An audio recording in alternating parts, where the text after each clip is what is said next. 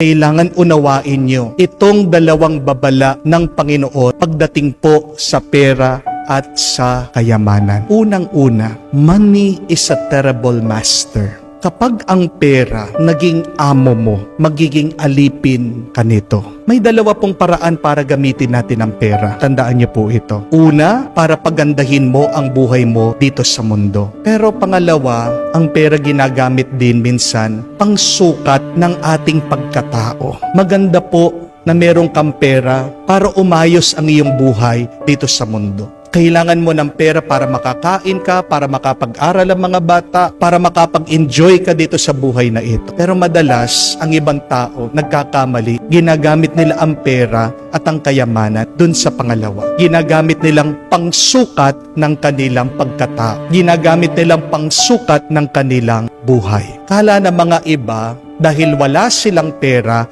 wala na silang kwenta. Maaaring ang tingin ng ibang tao sa iyo, wala kang kwenta, pero hindi mo naman dapat paniwalaan yung kanilang paniniwala, yung kanilang opinyon tungkol sa iyo. Yan ang problema ng napakarami sa atin. Masyado nating pinaniniwalaan yung tingin ng ibang tao tungkol sa atin, imbes sa paniwalaan natin kung ano ang tingin ng Diyos sa atin. More money will not make your life more meaningful. Pagkadami-dami man ng iyong pera, hindi yan ang paraan para maramdaman mo na makahulugan ang iyong buhay. Hindi ibig sabihin na mas marami kang pera na magiging mas masaya ka din.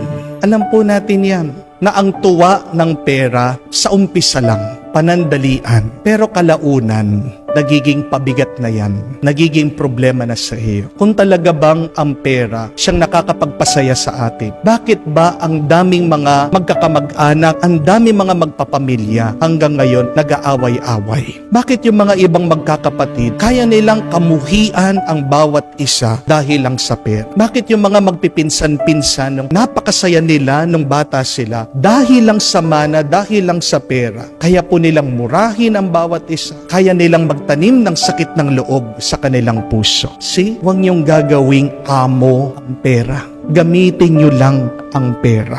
Kaya nga po, sabi ni Jesus, mahirap magkaroon ng dalawang amo, ang Diyos at ang pera. Magandang itanong po ito, sino talaga ang aking amo? Sa puso mo, anong pinaniniwalaan mo? Kung ang pera ginawa mo ng amo, mag-alala ka.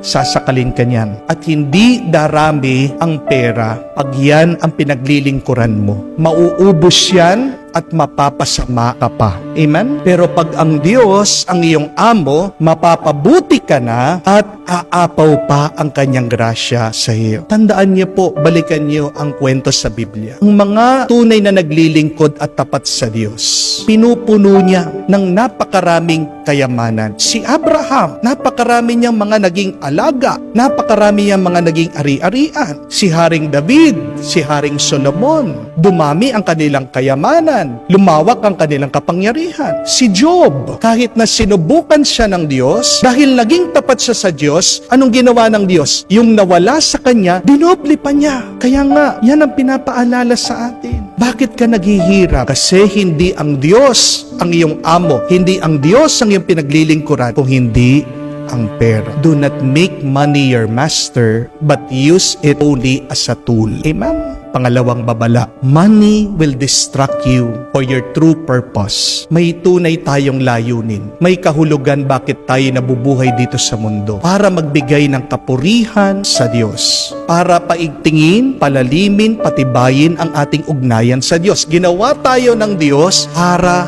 mahalin natin siya. Ginawa tayo ng Diyos kasi mahal niya tayo. At pag minamahal mo ang pera, nawawala ang tunay na kahulugan at layunin ng iyong buhay. Maaaring mayaman ka financially, pero pag nakalimutan mo ang Diyos, patay na ang iyong kaluluwa. Iiwan mo din ang perang yan. Pero sino makakaharap mo bandang huli kung hindi ang Diyos? May isang paraan lang para maging mayaman. Tandaan niyo po ito. Yun ay ang palaging sundin ang kagustuhan ng Diyos.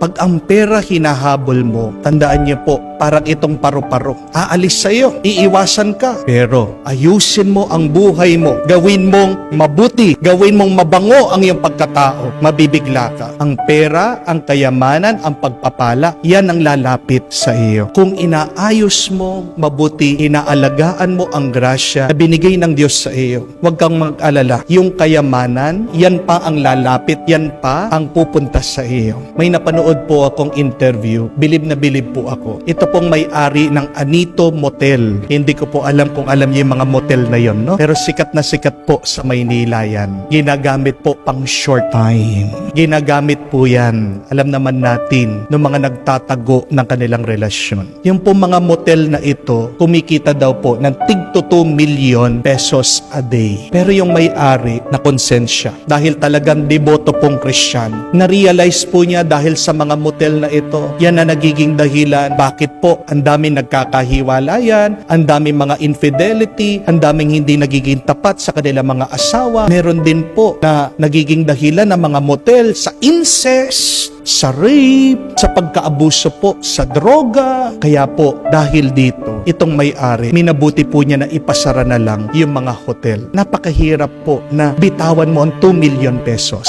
a day. Di po ba? Pero kahit na mahirap man po ito, kahit na malaking pagsubok sa kanila, payapa daw po sila sa kanilang puso, sa kanilang kaluluwa. Ang sabi po, Anito Motel is closing for the glory of God. Maaaring walang gantimpala financially yung kanilang ginawa. Pero may gantimpala naman po ito sa kanilang kaluluwa, sa kanilang pagkatao. At tandaan po natin ang kayamanan. Hindi lang po pera.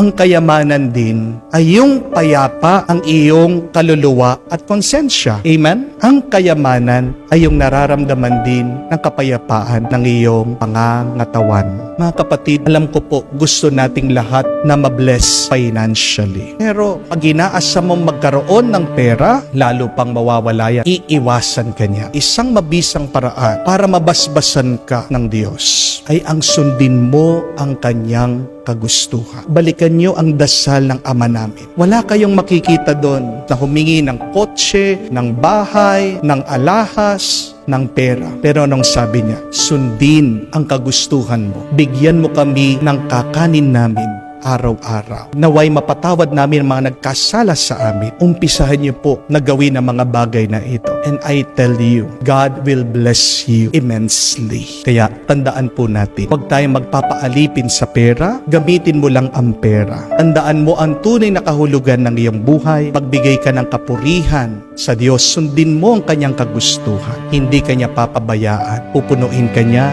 ng kanyang pagpapala ngayon at magpakailanman.